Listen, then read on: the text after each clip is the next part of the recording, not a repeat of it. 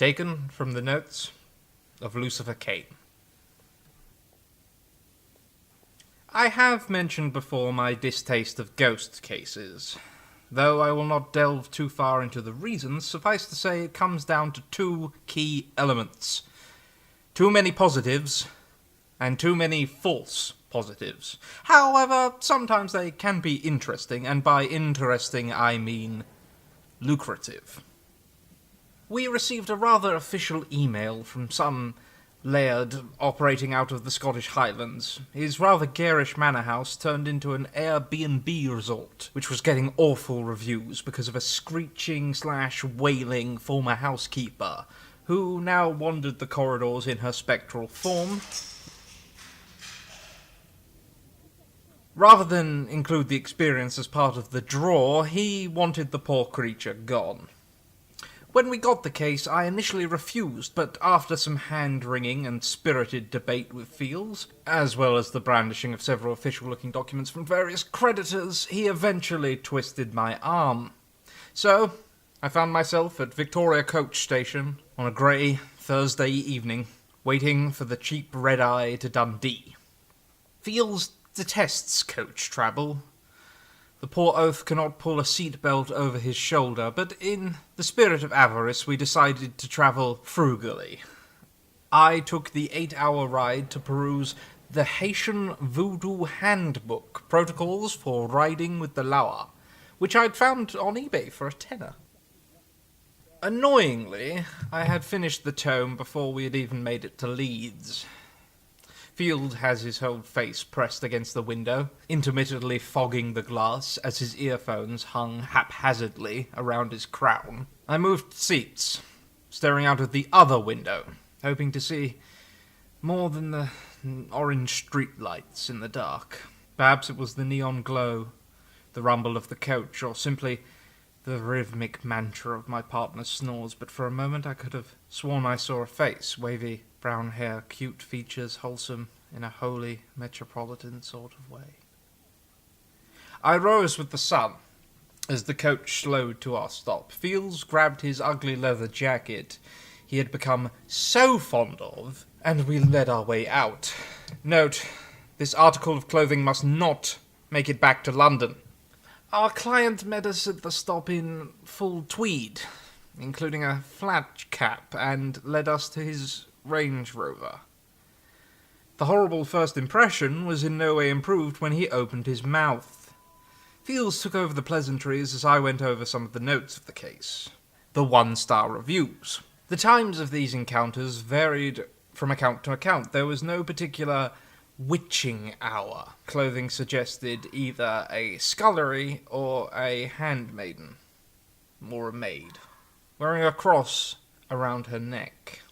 I also noticed a lot of complaints about plumbing, price, location, and general demeanour of the host, so I suspected the ghost may be the least of our client's problems. The manor itself was very impressive, with towers that towered over us, complete with conical rims. The large, stately rooms have been filled with 3-story bunk beds for the hostel crowd, with a more distinguished wing, assorted poster beds and other shenanigans, for the more discerning guest. Most activity seemed to have occurred in the servants' quarters, so as Fields went to check it out, /wave sage, /chant incoherently, and generally put on a show for the client, I got to the real hard work of checking out dusty ledgers to find out who our dearly departed soul could have been. By the time dusk came, I had narrowed it down to 4 possible employees, 3 Catholic, 1 Protestant. Our client had kindly comped our room, but in true miserly fashion had not comped our breakfasts.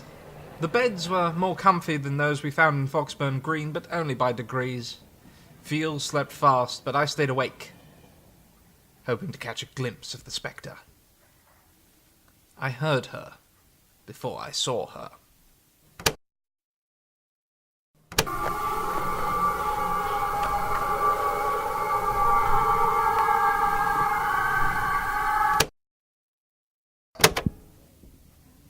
Anguish. Anguish was right. Like a child separated from a parent in a supermarket, it was utterly hopeless, lost. As a cloud passed over the moon, the light in the room subsided enough for me to pick out the ethereal shadow in the darkness. Pearlescent tears dripping down her cheeks. As the cloud moved, she disappeared again. The anguish remained, stuck to my ribs like porridge. I had my answer. The next day, a very hungry Fields and I went to every local cemetery within a mile radius, hoping to find the names on my list. We arrived armed, with 4 bouquets of flowers from a local corner shop, and an old push mower that the groundskeeper lent us. Dragging the rusty apparatus behind us, we clattered down empty country roads. We did the Catholics first, finding each plot, mowing the grass, leaving a bouquet, and a silent thought. When we found the Protestant, my suspicion was confirmed. The old weather-beaten granite had at some point been vandalized. The cross that had once stood lay there in 2 broken pieces, amongst the long and unkempt grass.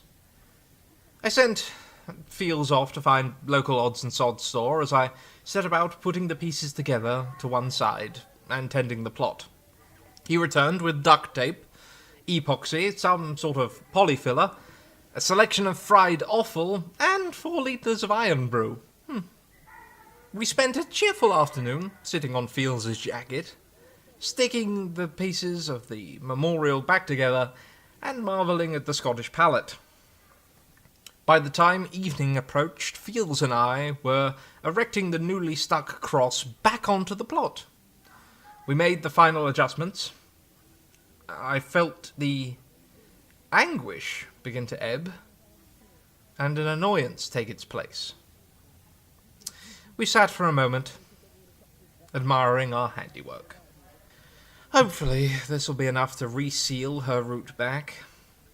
We sat until the gloom enveloped us and returned to our client with the invoice. We were not disturbed that evening. On the ride back to Victoria, I opted to sleep. Perhaps I hoped to see the face that haunted me on the ride up, though it did not return. It served as a gentle reminder of why we do not take ghost cases. Too many positives,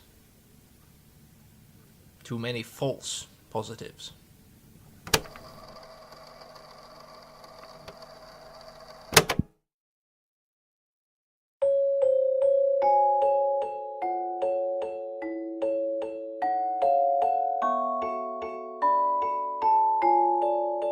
A Lucrative Ghost Case starred Jack Fitzpatrick as Lucifer Kane and was written by Oliver Morris. It was directed and produced by Jude, Hodgson, Hann and Oliver Morris for Skadi's Symphony. If you would like to ask us questions about the show, send us things you think we should have seen, or perhaps just prod and poke us about when our next episode's going to be out, please find us on various social media platforms at Kane and Fields.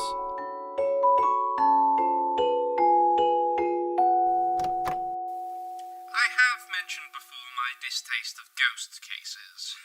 Though I will not delve too far into the reasons. Kane, I think I left my coat in Scotland.